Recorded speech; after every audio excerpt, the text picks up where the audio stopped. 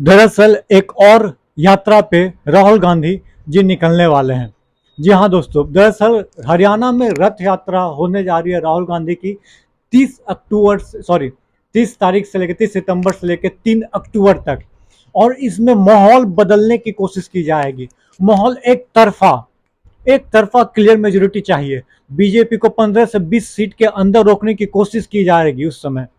दरअसल रथ यात्रा की जरूरत क्यों पड़ी, आइए समझते हैं इस वीडियो में। दरअसल रथ यात्रा की जरूरत इसलिए पड़ी क्योंकि कांग्रेस जो है यहाँ पे कमजोर हो गई थी। शैलजा अलग भटक गई थी, वो प्रचार प्रसार में नहीं जा रही थी। भूपेंद्र हुड्डा अलग कमाल संभाले हुए थे। लेकिन दिक्कत क्या था, बीजेपी अलग नैरेटिव सेट कर रही थी कि भाई साहब दलितों का यहाँ पे अति हो रहा है। उसके बाद क्या है कि सिर्फ ये हुड्डा क्या बोलते हैं, जाट भर से नॉन जाट की पॉलिटिक्स करने की कोशिश की जा रही थी। इसलिए इसको साधने के लिए राहुल गांधी जी अब एक्टिव हुए। पहले क्या हुआ कि कुमारी शैलजा को मनाया गया, उसके बाद प्रचार प्रसार के लिए आए, हिसार में करनाल में 2 जगह किए। उसके बाद क्या हुआ, अब हो गया कि नहीं भैया 3 दिन 4 दिन जो है लगातार रथ यात्रा रहेगा आपको हरियाणा में। और हरियाणा के लगभग सभी विधानसभा क्षेत्रों में ये होकर ट्रेवल करेगा। और सबसे बड़ी बात है, इसमें बहन प्रियंका गांधी जी भी शामिल होगी। और अलग नैरेटिव जो है पहले जो कांग्रेस सेट करके आई है उसको लोगों तक, अलग अलग लोगों तक पहुंचाने की काम करेगी। और ऊपर से हालांकि 1-2 दिन प्रियंका गांधी रहेंगी, उसके बाद वो अलग से प्रचार जनसभाएं करेगी। क्योंकि कांग्रेस को बड़ा जीत चाहिए।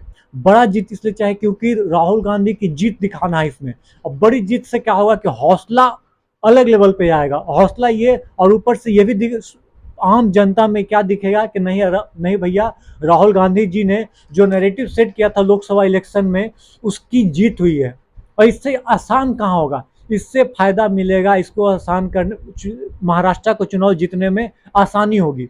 क्योंकि आप वहां पे दिखा पाओगे कि नहीं भैया, मात्र 45 सीट 40 सीट जीत के हम नहीं आए हैं, क्लियर मेजोरिटी आई है। 90 में हम लोग 55 60 65 सीट जीत के आए हैं। आप समझ सकते हो इतना बड़ा मार्जिन, इतना मेजोरिटी से कोई भी पार्टी जीत के आएगा तो पूरे देश में क्या जाएगा, मोमेंटम किसके साथ जाएगा। मोमेंटम बिल्कुल चला जाएगा आपके पास कांग्रेस के साथ। और अलग से क्या है कि चुनाव होने वाला है झारखंड में और इसके बाद महाराष्ट्र में। और दोनों इंपॉर्टेंट स्टेट है। दोनों एक जगह जो है एमबीए विपक्ष में है, एक जगह जेएमएम कांग्रेस सत्ता में है। लेकिन वहां भी जेएमएम कांग्रेस की सत्ता भी डमाडोल स्थिति में है, आपको पता होना चाहिए। लेकिन उसकी बात हम अलग विडियो में करेंगे। दरअसल इससे और यदि कांग्रेस चुनाव हार जाती है या सिर्फ सिग्निफिकेंट मार्जिन से जीतती है, उससे क्या होगा कि भाई साहब जो पॉलिटिक्स, जो नैरेटिव जो सेट किया था आपने 2024 के चुनाव में, उसको बोलेगा चलो भैया ठीक है निकल गया, लेकिन बचते हुए बस पास हो गया, नहीं होता ग्रेस मार्क से पास हो गया। ये कांग्रेस और राहुल गांधी कतई नहीं चाहते हैं। इससे इंपैक्ट ठीक नहीं जाएगा। इसीलिए वो कूद गए। और जो जो बगावत करके निकले थे कांग्रेस से, उनको 6 साल के निष्कासित कर दिया गया।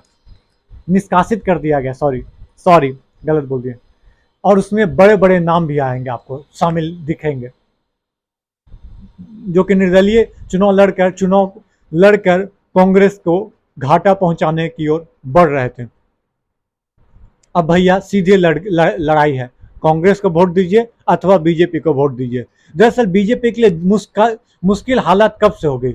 सबसे पहले 2000 जो वो क्या बोलते हैं, वो जो बिल लेकर आए फार्मर बिल, उसमें खालिस्तानी का क्या बोला गया फार्म बिल को लेकर। उसके बाद 700 लोगों की शहादत हो गई। उसके बाद फार्म बिल को वापस लेते हुए प्रधानमंत्री जी ये बोलते हैं कि हम लोगों को समझा नहीं पाए, इसीलिए हम फार्म बिल वापस ले रहे हैं। और अब तो आग के घी डालने के काम करिए कंगना रनावत।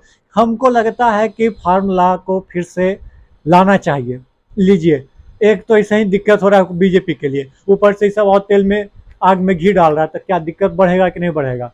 बिल्कुल बढ़ेगा। पहली चीज ये हो गया।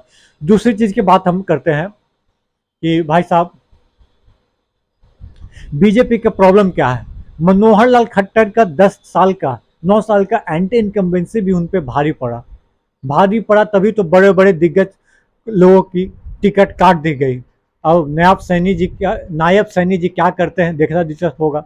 कितना मोदी जी जोर लगाते हैं, जिता पाते हैं या कम अति से हारते हैं। दरअसल मैं आपको आंकड़े बता देता हूँ। दरअसल इस बार जो है 50-50 रहा, ठीक है। फिर 2019 में क्या था, 10 सीट बीजेपी के पास, तो उसको जो असेंबली की सीटें आई थी मात्र आई थी 41, 40 या 41 सीट। और इस बार तो 50-50 इक्वेशन है, अब पता नहीं सीट कितना आएगी।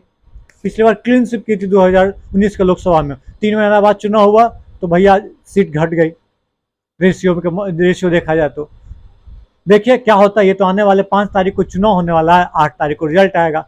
अब देखिए राहुल गांधी का ये स्ट्रेटजी रथ यात्रा कितना कारगर साबित होगा, ये तो आने वाला समय बताएगा। लेकिन आपको क्या लगता है हिमाचल में क्या होने जा रहा है, प्लीज कमेंट बॉक्स में कमेंट करके जरूर बताइएगा। तब तक के लिए धन्यवाद। जय हिंद, जय भारत दोस्तों।